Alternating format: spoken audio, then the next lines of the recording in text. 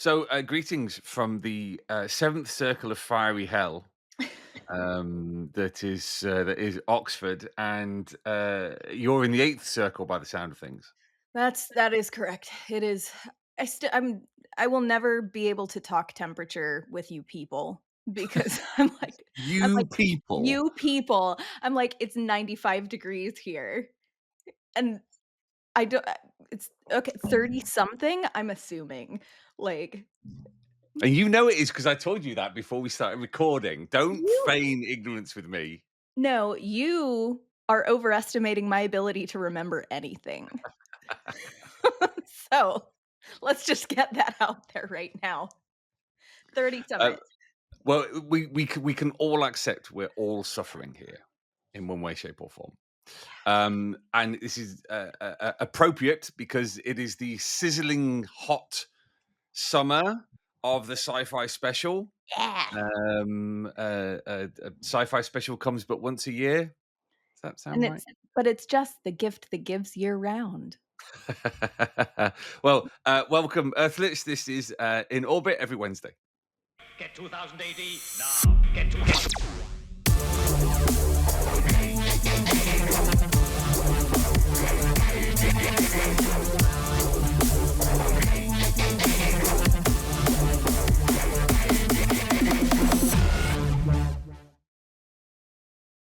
Borag Thung Earthlets, welcome to In Orbit every Wednesday. I am your host, Mulchard. This is your host, Chloe, and we are back for another half an hour or so of chat about 2000 AD, the God willing. galaxies.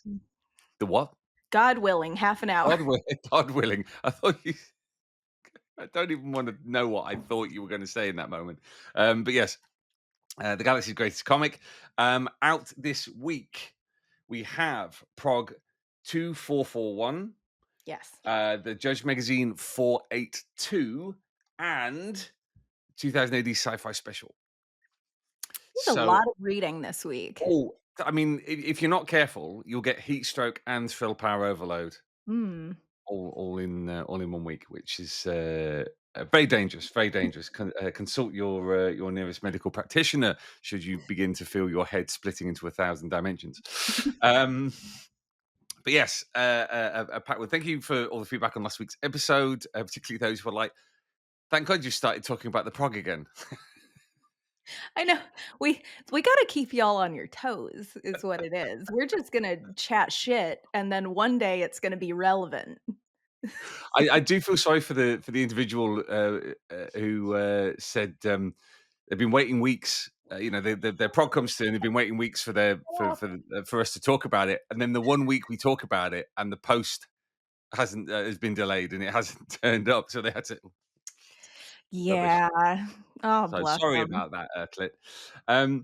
But yes, it was a bumper week. We obviously can't talk about everything in just a half an hour, so we're going to narrow it down to kind of our things we find interesting and enjoyable.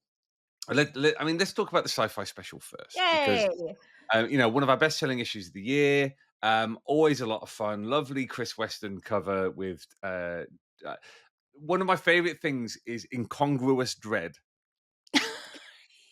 So basically, Dread doing something mundane or very human. So like the Cliff Robinson cover where he sat on the bog, and the doors open. He's got a massive book That's a that good just one. says the law on the Yes. front. Or the what was it? I think it was like a Frank Quitely pinup from the 90s where Dread's in like it must be on like Justice One or something like that, and he's getting ready to curl up in the sleep machine, and he's got like a Scrooge sleeping Oh, cap on yeah, top of he's his got the little helmet. sleeping cap. Yeah, yeah, yeah. I love stuff like that. I love so seeing Dredd with a Justice Department kind of carry-on suitcase and a bag of duty free. I mean, to be honest with you, I think he's gonna have to check that bag. That's too big for the overhead compartments. I love that maybe that's information that you just keep in mind at all times. Well, I just You I think travel a about lot, that with, so like, everybody's bags that you see out in the wild, it's like, "That wouldn't fit in the overhead." it's Like, always irritating when you see someone getting away with it, and yet I've got to take my one rucksack, and it has to fit perfectly into the little tubs that they have. Anyway, this is me now complaining about flying on EasyJet and Ryanair. But some absolutely cracking stories in this one. I mean, we've got Judge Dredd. We Al have got Ewing Al Ewing doing Al Judge Ewing, Dredd. Judge Dredd, no less. We've got The Out. We have got Future Sharks. We have got the return of Anthony Crucious Yeah. with some gorgeous artwork, which no doubt we'll talk about from Disraeli, Strontium Dog, and that's it. Yes, yes. I mean, that's pretty packed I mean, it is for a pretty packed, and it's sci-fi packed with a special. lot of really good people. Yeah. That's a talent-packed little book. So it's something to keep the thrill levels up over the course of the apocalypse that is now our summer. Chloe, Yeah. your thoughts on the sci-fi special? I always look forward to the Sci-Fi Special because it Mm, does always feel like this jam-packed thing, jam-packed full of thrill power, as you said. But it's kind of it's a showcase of some of the best, I feel, mm, mm, which is why I was so happy to see Al Ewing doing doing Dread, because I was like, "This is about to be everything that I was expecting and hoping for it mm, to be." mm, mm. Yeah. Because Ewing is one of my favorite writers. I feel like I say that about a lot of people, but it's also true. Like, Ewing is definitely one of my favorite writers because he's so good at the dumb comedy. Like, you can still get the action moments that you get in Dread, and you still Mm, get the weight of Dread, but, like, the his comedy beats just don't miss. There is of course, this particular, episode is about dread and vampires across a cross genre that I am a big fan of to begin with, but I swear to God, dread going to a vampire museum, first of all, a place that I would love to go to based on past experience. But also, like, there being a copy of Dredd because Dredd is the person who killed Dracula back in the day, but that the new fake Dredd not only says, "I am the law," but opens his mouth and has his little vampire fangs and says, "I am the jaw." I had to put my iPad down. I was like, "Al, you fucker. That's really good." Well, the thing is, it's one of those things that in of itself, it's not something that anyone can get away with. No. And this is kind of like one of the key things between great writers and not so great writers is that there are some dumb jokes. It's dumb, I guess it's the dumb joke principle that a great writer can get away with a dumb joke because they do it with aplomb. It's all about the context, the timing, blah blah blah blah Yeah. blah. Where a not so great writer, it's just silly and a bit weak.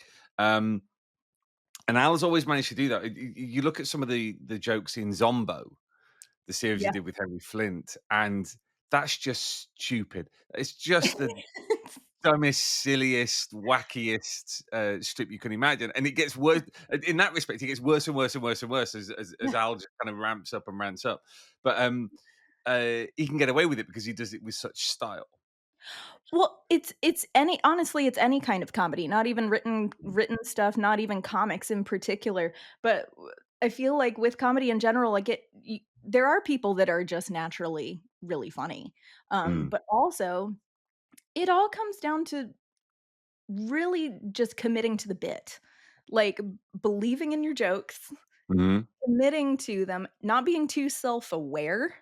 yeah, And then being overly self-aware, like being self-aware to the point where you can, what's a good way to put it? Where you can, like, you're aware of when it's time to make that joke. yeah.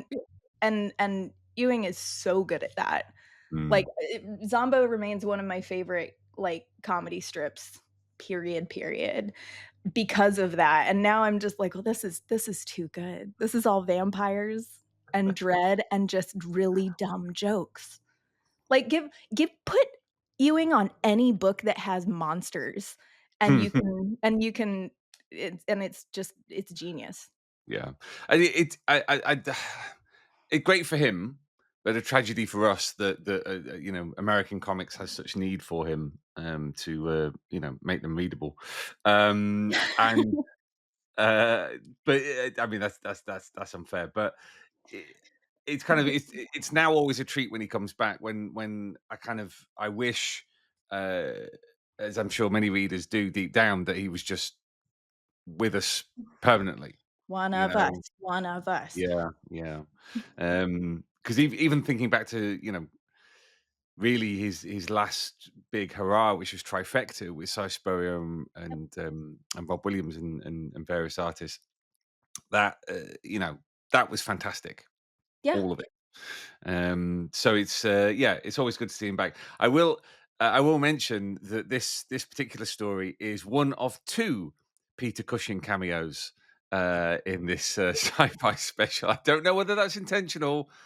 It seems an odd time of year for Peter Cushing cameos. Surely, like the horror special later in the year. No, it's the gift that gives year round, Mike. Shut up, let me have this. I mean, that's one of the themes that I think runs through this sci-fi special. Is it's one-off stories of welcome returns Yes. for me, because you've then got Abner and Harrison on the Out, which we've talked about the Out before. We've interviewed Mark and Dan about the Out, but he for my money, the Out is going to be that series, which after it's finished, a few years afterwards, people are start going to actually discover it properly and start Yeah. to go, bloody hell, this was fantastic. And go, yes, we told you at the time it was fantastic. You just didn't believe us. Um, but yeah, it's just there's something about it. There's so much charm. There's so much detail. And as we went into in some detail last week about Dan's work on Azimuth, he's just a past master at world building. Yeah. You know, and I think that's one of the triumphs of the Out is just that it feels like a lived-in universe. It does feel like lived in universe. It feels, what I always appreciate about it, we're just gonna keep talking about the Out over and over. This is an Out podcast now. This actually, it's slowly turning into a Dan Abnett podcast, which I think It is is. pretty Oh funny. dear. But but what I love about the dialogue is so casual. It is Mm. very casual. It's easy to read, and not in a way that's, like in a throwaway type of way. It feels conversational. Yeah, yeah. Even when you're reading 2 characters, like, even when it's not exposition where the character is talking to the audience, when it's 2 characters talking together, it does feel conversational. Feels Mm, very nice, which is a kind of a fun contrast to how frenetic and busy and all over the place and psychedelic, the artwork is. mm. And particularly in this one, I always like the way that Mark Harrison structures his pages, because Mhm. so often, particularly since the advent of having the ability to draw digitally, I think some artists um, lose perspective on the page, so they're so focused on the individual panels, the page becomes 7 or 8 individual Yeah, pictures rather than necessarily a complete whole. Um, everything but just that's not the case. flows. Yeah, yeah. Yeah, there's one page in particular where the central panel is just one big circle, and it feels like Mhm. everything is revolving around this moment, and absolutely fantastic. Um, we've got some the welcome return of Nick Dyer with a future shock. Yes. Always happy to Um, see Nick Dyer. yeah. Again, it's kind of like there seems to be a recurrent horror theme Yeah. through the Sci-Fi Special. Big fan. Very I mean, Yeah, we've talked about before. We've done an episode about the crossover between sci-fi and horror being just so delightfully closely linked. So yeah. don't go back on your word. Say what you say it with your chest. They're supposed to go together. This is a great sci-fi special for exactly that reason. The thing that I do want to talk about the most is Anthony Crucious. Now, it's been a long time since we've had Anthony Crucious. Ian. How long Oh God, now you're asking, aren't ish? you? Oh, sorry. Uh, dear, oh dear, you have a go at me for springing things on you, and then that's not how you spell Anthony Michael. It's because it's okay when I do it to you because it's funny. So mean. I think no, not 2013. That can't be right. Holy, that's a really long time. Yeah, that can't be right. It must be. There must have been a story since then. You just want it to be you want it to be sooner. I've been at 2080 for a long time. Let's put it that way. Um, But either way, I will say, happy to see Ian Edgington and Disraeli off on a whole different sort of adventure. yeah, yeah. Yeah. Well, and particularly because we've just had 2016 by the looks Oh, of things. there you go. So You got a couple years added on. a hefty 9 year old, hefty 9 years, I think. Um, yeah, blimey. Uh, Wow. yeah, the particularly because we've just had Disraeli working with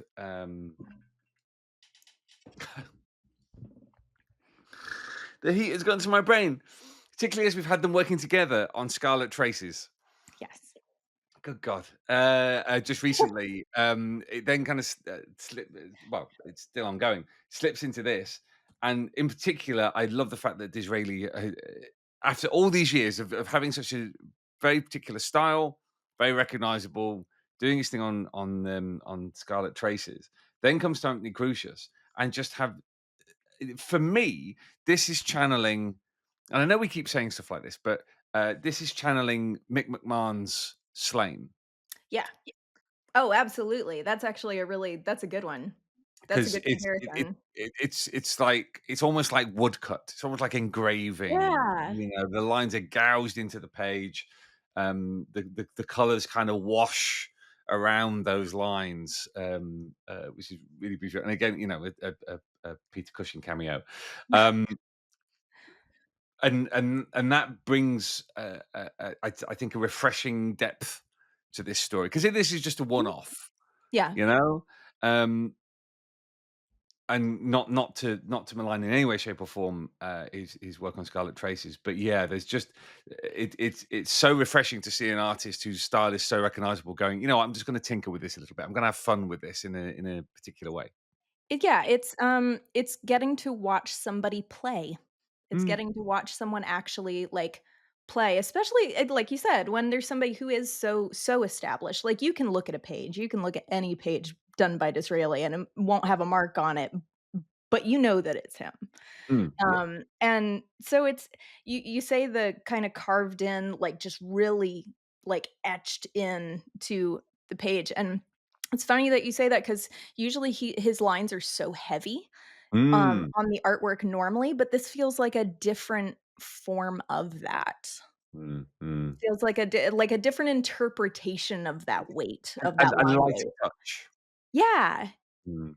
Yeah, it's kind of but it does still have the same, like, intensity to it. Yeah. Yeah, yeah. I'm I'm just waffling on at this point. Well, I mean, we kind of dwelled on the sci-fi special Oh, quite a bit. but What? wait, Go on. I have Go on. one more thing that I have to say. Oh, all right then. There is a strontium dog in the summer sci-fi special, and I don't want to give anything away.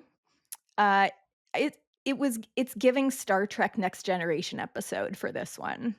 I will say that a little bit, at least the start. And more specifically, I'm here for Jake Lynch, God bless him, drawing Wolf Sternhammer in a budgie smuggler and having the Gronk rubbing suntan lotion on his back and ass. There could not have been It's Christmas in July for Chloe because again, it's the one like, little it's especially with this one, it's the one-off visual jokes for me, Mhm. and, like, Mm. that thank you. That's that's all I needed. We all assumed it was happening, but Jake Lynch said, "Let me show you. Let me Why give you this why gift." why tell when you can show? Why tell when you can show? Good grief. And that's Good I'm not gonna say grief. anything else about it because we keep talking about Strontium Dog, so just that point. Wolf ass, you know? On that point,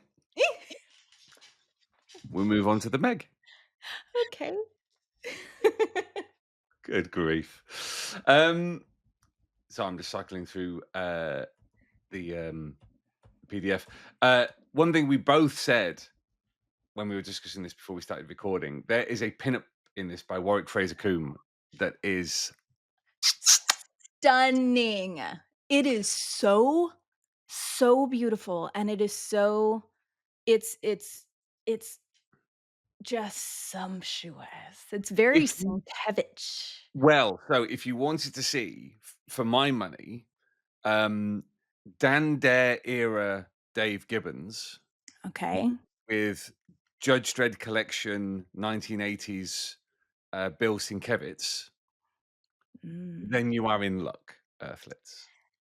It's, uh all I can say is I don't wanna show anything because I want people to go, "Ooh, I gotta go look at that." Yeah. And you should, like, honestly, even just for this pinup alone, the colors are extraordinary. Mm. It was clearly, like, actually painted, like, it looks like it's painted on canvas, I mean, and if it's not been painted physically, that is an incredible digital job. right? Yeah. But it's like there's texture, you can see the globs of paint that have been Mhm. left to dry, and, like, it just it's beautiful. It's And I beautiful. I'm so happy to see.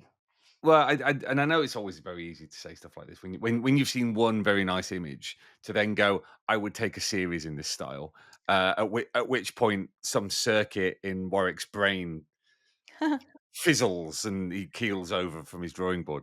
But, yeah, absolutely stunning. To And the um, I just I please, no artists come for me about this, but just bring back fully painted strips. I know everybody's gonna be like, "Easy for you to say, Chloe," and you're right, it is easy for me to say because I love looking at them so much. I would give anything to see more fully painted strips again. They're just so luscious. I Luscious. I think part of the problem is that we've got such, there's still probably a lot of kind of trauma from the 90s Yeah. with those muddy pages where the presses were just like, "I don't know, it's brown." Close enough. It's all the Yeah. colors mixed together, so it's right at least once. Though, in this issue, I will note that you have not mentioned, I don't know if you've noticed, that there is also a bare arse. Yeah, there is. Oh, there we go. She had noticed it. It's assy summer. Yeah, everybody cheeked up for the heat waves. Yes, it's, because the first strip is True Taste, with, some really kind of funky, very sketchy, very rough Clint Langley artwork. Now, you must have read Dynasty, Yeah, the series. Yeah, um, I feel like since particularly since Clint, 'cause I interviewed him. Oh bloody hell! Must be a couple of years ago now, at least. Um, you know, he has his um, style, which is very much kind of computer aided. So the mhm. Slain work that he did with the Volgan invasion, not the Volgan invasions. Good God. Um, with the Book of Invasions, there we go. God, I really am malfunctioning today in That's this heat. okay. Droids Um, don't work well in heat. no, but then there's this pen and ink style that was from earlier in his career Mhm. that he kind of breaks out on occasion. and this for me it's from my money very much Pete Langley Yeah. in that it's Dread grimacing in every single shot, punching everything, and then getting attacked by an octopus. Yeah. Mm. And it's all done in this, like, in um, this really stippled, scratchy, Mm. sort of line work that Don't know is how he does that. it's it's just fun to look at. That's all I Mm. really ever ask from a lot of these stories. Is it fun to look at? And I feel like especially when artists kind of go back to some of their earlier styles, which do tend to be a little bit more all over the map, Mm. um, it looks effortless. Mm. Mm. And especially in, like, a dread like this that is also sort of all over the map, it just matches well, it translates the story really well, it works out. So I was thrilled with this. I was very, very happy. It was a nice little start to the Meg for this Like a month. little appetizer. Nom, nom, nom, nom, nom. Yum, yum, yum, yum. It's interesting with the art styles in this Meg is the obviously we've got two strips that are in black and white, which is Mhm. Meg City 2099 and Tales from the Black Museum. Um, but the kind of dominance of pen and ink, and clear pen and ink as well. Even like, Nick Brokenshire on Cadet Dread, a relatively clean style, but they all seem to be of an oeuvre, you know, Yeah. oeuvre, between all the different artists. So yeah, and you got Connor Boyle on Meg 2099, um, doing his best to uh,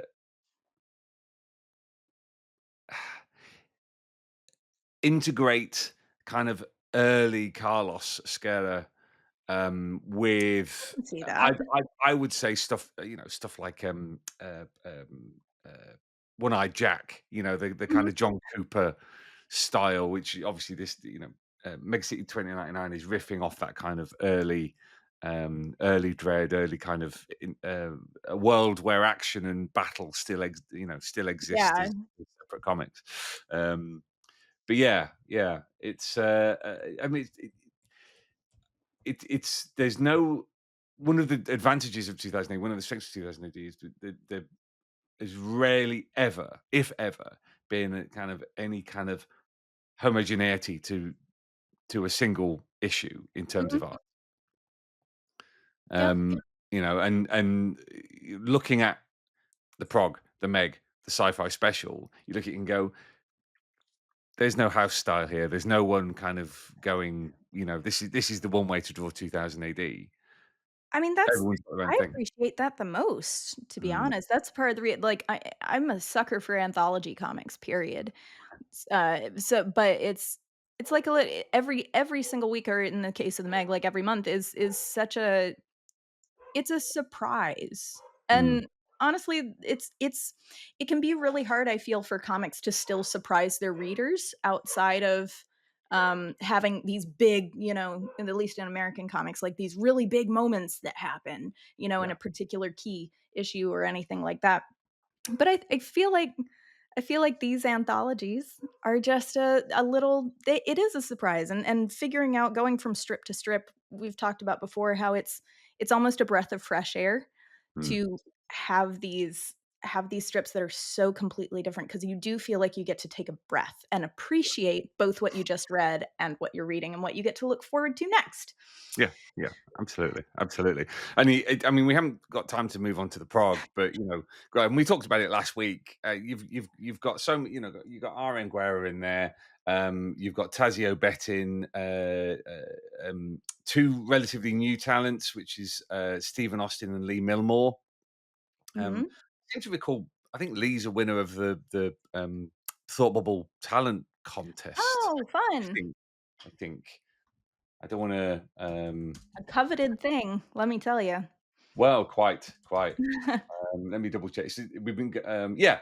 Honor Vincent and Lee Milmore won in 2022, and they returned for a Tharg's Oh, Thrillers, yeah, that's um, exciting. I see, which I didn't know that, but what it that is a really fun strip. yeah, is Like, great. I'm in, so Well, but, Um, more on that next week or yeah, week after, absolutely, whatever, absolutely. something. At some point in the future, Yes. and then we've got Azimuth and Scarlet Traces. So I want to kind of draw things to a close because it's very important that we talk about San Diego, Ooh. which is in exactly 1 week's time. I think a circuit just went in your brain, didn't it? Yeah. So make sure you go along to well, if you are going to the greatest show on earth, then go along to booth 2121, where you will find 2000 Rebellion / 2000 AD. We're going to have the prototype of the Judge Dredd statue that's been designed with Jock on show, and you'll be able to have a look at that and pre-order with the 25% show discount. You will also be able to get things signed by Jock, who's got four signings over the course of the weekend. And he's Um, lovely. He's he very is lovely. lovely. He is lovely. And we're also going to be having a special signing with Duncan Jones. Ooh. Which I believe is on the Friday, the writer director of the Rogue Trooper movie. Plus, we're going to have loads of books. There's going to be a big Wheel of Fortune where you'll be able to win big prizes, free poster tubes, free tote bags, free comics, etc., etc., etc. So, if you're lucky enough to have a ticket for San Diego Comic Con, please do go along. There's also some show exclusive merch that you'll be able to order when you're there. So Mm. that's the big show plug done. Also, and most importantly of all, you'll be able to meet Chloe Maville, co-host of In Orbit every Wednesday on the 2000 AD podcast. I'm even more hyper in person. Yeah, you're a bit like an electron. You are neither kind of wave nor particle, just kind of shimmering in in the booth. Aw, and we're gonna miss you, Mike. It's gonna be weird not having you there. It's going to be strange. Gonna be very In strange. Who am It's I going to gonna bitch be at? well, quite. Who are you going to laugh at as he slowly loses his mind over the course of 5 days, and as his hip gives up? I would never forget. Like last year, my overriding memory of last year, apart from the Eisners, was laying on my back in the little cupboard that we have, where we like put extra stock and the poster tubes and everything, because I'd done my back in, and I had like a Starbucks next to me and a packet of crisps, and I was just like, "This is the life." Hearing the noise of San Diego This Comic is Con, and I'm basically trying to do Pilates in a 6x6 box. See, we're not gonna be able to take our San Diego picture. Every single year, Mike and I end up taking this picture where I am so much shorter than him, then I say, "Mike, let's take a selfie," and we take a selfie, and it's just my head coming up, like, maybe to the bottom of his chest, and it's our picture together.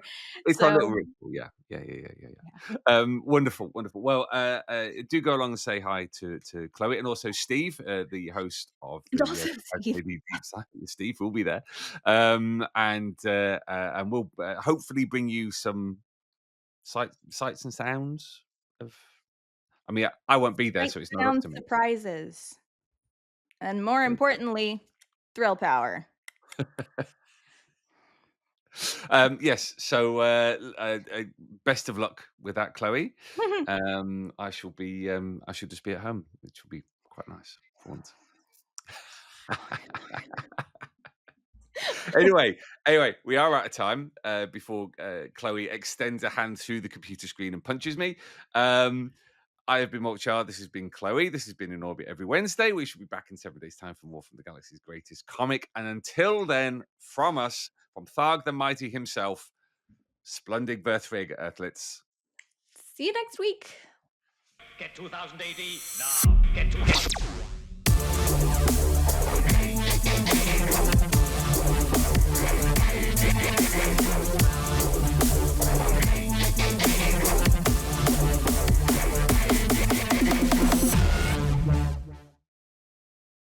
Well, thanks for joining us on In Orbit every Wednesday, Earthlets. Make sure you like and subscribe and go along to 2000 AD, where you'll be able to subscribe to 2000 AD and the Judge Dredd magazine. Sign up to our newsletter and you'll get hundreds of pages of free comics to download. And download the app for your Apple and Android devices. Now, don't forget, Earthlets, this is the 2000 AD universe. We just live in it.